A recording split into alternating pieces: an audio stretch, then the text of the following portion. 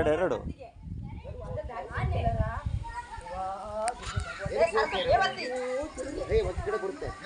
ಇಲ್ಲಿ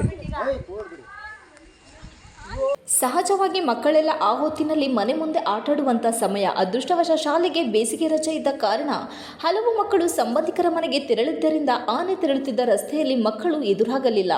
ಕೂಲಿ ಕಾರ್ಮಿಕ ವಿರಾಜ್ ಎಂಬ ವ್ಯಕ್ತಿ ಬಿಸಿಲಿದ್ದ ಕಾರಣಕ್ಕಾಗಿ ವಿಶ್ರಾಂತಿ ತೆಗೆದುಕೊಳ್ಳಲು ಮನೆಯ ಹೊರಗಡೆ ಕುರ್ಚಿಯಲ್ಲಿ ಕುಳಿತಿದ್ದರು.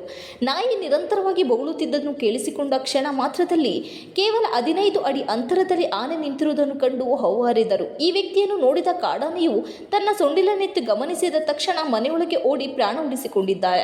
ಇಂತಹ ಘಟನೆಗಳು ಪದೇ ಪದೇ ಮರುಕಳಿಸುತ್ತಿರುವುದರಿಂದ ಅರಣ್ಯ ಇಲಾಖೆ ಹಾಗೂ ಸರ್ಕಾರ ಕಾಡಾನೆಗಳನ್ನು ಸ್ಥಳಾಂತರಿಸುವ ಮೂಲಕ ಶಾಶ್ವತ ಪರಿಹಾರ ಒದಗಿಸಬೇಕಾಗಿದೆ.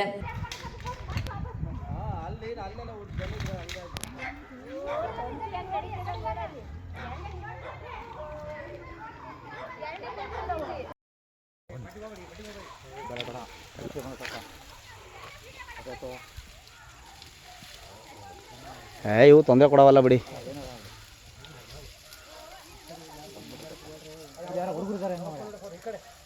ಕೆಳಗಿದ್ದಾರೆ ಹೆಂಗೆ?